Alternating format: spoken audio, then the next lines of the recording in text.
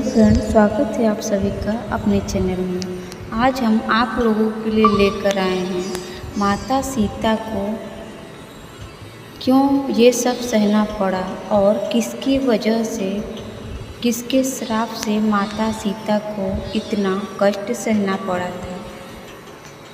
अगर आप हमारा वीडियो पहली बार देख रहे हैं तो प्लीज़ इसे लाइक, सब्सक्राइब एंड शेयर करें अपने फैमिली मेम्बर एंड दोस्तों को, ताकि हमसे रिलेटेड वीडियो आपको सबसे पहले मिले। तो आइए फ्रेंड, चलते हैं वीडियो की तरफ। एक गर्भवती के श्राप के कारण सीता जी को सहना पड़ा था वियोग। सनातन धर्म के ग्रंथों में बताया गया है कि बुरे कर्मों का फल हमेशा बुरा ही मिलता है, चाहे वह इंसान हो या फिर ईश्वर। इसका एक उदाहरण माता सीता का है, जिसका जिक्र रामायण में किया गया है।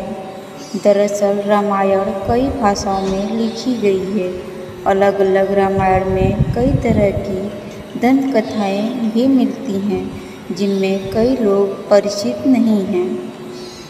इस कथा के अनुसार माता सीता को एक तोते का शाप मिला था, जिसकी वजह से उनको भगवान राम से अलग रहना पड़ा था।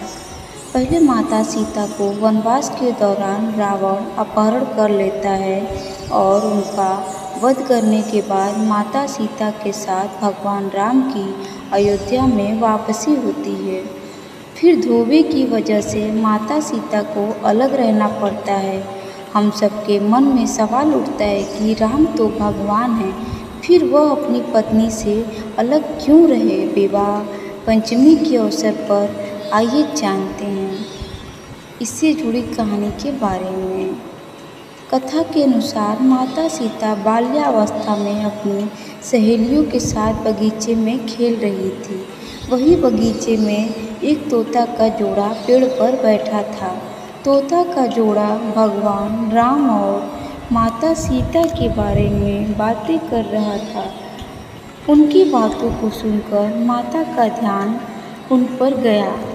मादा तोता बोल रही थी कि अयोध्या के राजकुमार राम काफ़ी प्रतापी राजा होंगे, उनसे माता सीता का विवाह होगा। तोते के मुख से भावी पति का नाम सुनकर माता सीता अचंभित हो गई। उन्हें अपने बारे में और जानने की इच्छा जागृत हुई। इसीलिए उन्होंने अपनी सखुओं से कहकर दोनों पक्षियों को पकड़ लिया। फिर उन दोनों को पुचकार कर पूछा कि भविष्य के बारे में इतना ज्ञान कहाँ से प्राप्त हुआ। तब पक्षियों ने बताया कि इससे पहले हम महर्षि वाल्मीकि के आश्रम में रहते थे, जहाँ पर हर रोज राम और सीता के जीवन के बारे में बताया जाता है।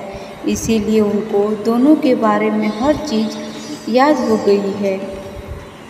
सीता जी ने पक्षियों से कहा कि जिस जानकी पुत्री सीता तुम लोग बात कर रहे हो, वो नहीं है। तुम मेरे और राम के बारे में और भी बातें जानती हो। तब नर तोता ने कहा कि हे सीता, आपका विवाह अयोध्या के राजा दशरथ के ज्येष्ठ पुत्र राम के साथ आपका विवाह होगा और आपकी जोड़ी तीनों लोकों में सबसे अद्भुत होगी। सीता जी सवाल पूछती रही और दोनों तोता जवाब देते रहे। सीता जी ने कहा कि जब तक मेरा विवाह नहीं हो जाता, तुम दोनों मेरे साथ राजमहल में रहोगे और तुम वहाँ सारी सुख सुविधाएं मिलेगी। सीता जी की बात सुनकर तोता का जोड़ा घबरा गया। तब नर तोता ने कहा, हे जनकपुत्री, हम गगन के पक्षी हैं, इसलिए पिंजरे में बंद रहकर हम जीवित नहीं रह पाएंगे, इसीलिए हमको आज़ाद कर दीजिए। तोते ने इसके लिए बहुत याचना की। तब सीता जी ने नर तोते को छोड़ दिया, लेकिन मादा तोता को नहीं छोड़ा और कहा कि यह मेरे साथ ही रहेगी। नर तोता ने कहा कि मेरी पत्नी गर्भवती है, इसीलिए ऐसे समय पर उसको जाने दें। हम दोनों एक दूसरे का वियोग सहन नहीं कर सकते, इसलिए आप मेरी पत्नी को जाने दें। लेकिन सीता जी ने उनकी एक न सुनी। इस पर मादा तोता को बहुत गुस्सा आया और श्राप दिया कि जिस तरह तुमने गर्भावस्था में मेरे पति को मुझसे अलग कर दिया है, वैसे ही गर्भावस्था के दौरान तुमको भी पति वियोग सहना पड़ेगा। इतना कहते ही मादा तोता ने अपने प्राण त्याग दिए। मादा तोता के प्राण त्यागने के कुछ समय बाद नर तोता ने पत्नी वियोग में प्राण चले गए। उससे माता सीता को बहुत दुख हुआ, लेकिन तब तक बहुत देर हो चुकी थी। बताया जाता है कि अगले जन्म में तोता वही धोबी था जिसने माता सीता के चरित्र पर उंगली उठाई थी। जिसके बाद भगवान राम ने सीता का गर्भावस्था के दौरान त्याग कर दिया। तब माता सीता महर्षि वाल्मीकि के आश्रम पहुँची और वहाँ उन्होंने लव कुश को जन्म दिया। देवी सीता के वियोग की कथा अन्य पुराणों में यह भी मिलती है कि उनका संबंध देवर्षि नारद से माना जाता है। कथा के अनुसार एक बार नारद जी को अभिमान हो गया था कि कामदेव भी उनकी तपस्या और ब्रह्मचर्य को भंग नहीं कर सकता। उन्होंने यह बात अभिमान में शिव जी के बाद श्रीहरि को बताई। तब श्रीहरि ने एक योजना बनाई कि नारद को इस बात का घमंड हो गया है जो कि सही नहीं है। इसके लिए उन्होंने एक योजना बनाई और माया रची।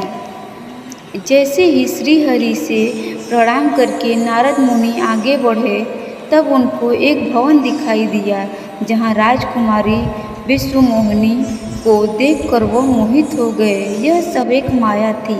राजकुमारी का रूप नारद जी का तप भंग कर चुका था और वह राजकुमारी को पाने के लिए भगवान विष्णु के शरण में पहुँचे और कहा कि हे प्रभु, आप मुझे अपना श्रीहरि का सुंदर रूप दे दीजिए।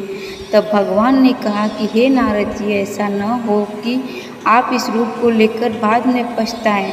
दरअसल नारद जी राजकुमारी का रूप देखकर भूल गए थे कि उनका एक रूप वानर का भी है। तब उन्होंने वही रूप नारद जी को दे दिया। तब नारद जी राजकुमारी के स्वयंवर में पहुँचे। तब पूरी सभा बंदर वाले मुख को देखकर हंसने लगी और राजकुमारी ने भी मुख को देखकर वरमाला नहीं पहनाई। तब नारद जी ने सोचा कि आखिर सभी मुझे देखकर हंस क्यों रहे हैं और राजकुमारी ने मुझे माला क्यों नहीं पहनाई। तभी भगवान विष्णु सभा में पधारे और राजकुमारी ने उनको माला पहना दी। तब उन्होंने पानी में अपना मुंह देखा और वानर वाला मुख देखकर क्रोधित हो गए और क्रोध में उन्होंने भगवान विष्णु को श्राप दे दिया कि जिस तरह से मैं स्त्री के लिए तड़प रहा हूँ, आप भी पृथ्वी पर स्त्री वियोग का सामना करेंगे। जब माया का प्रभाव खत्म हुआ तो नारद जी को अपनी गलती का एहसास हुआ और उन्होंने क्षमा मांगी। तब भगवान राम और माता सीता को वियोग का सामना करना पड़ा। तो फ्रेंड्स, आपको हमारी कहानी कैसी लगी हमें कमेंट में ज़रूर बताएं। Thanks for watching my video. धन्यवाद।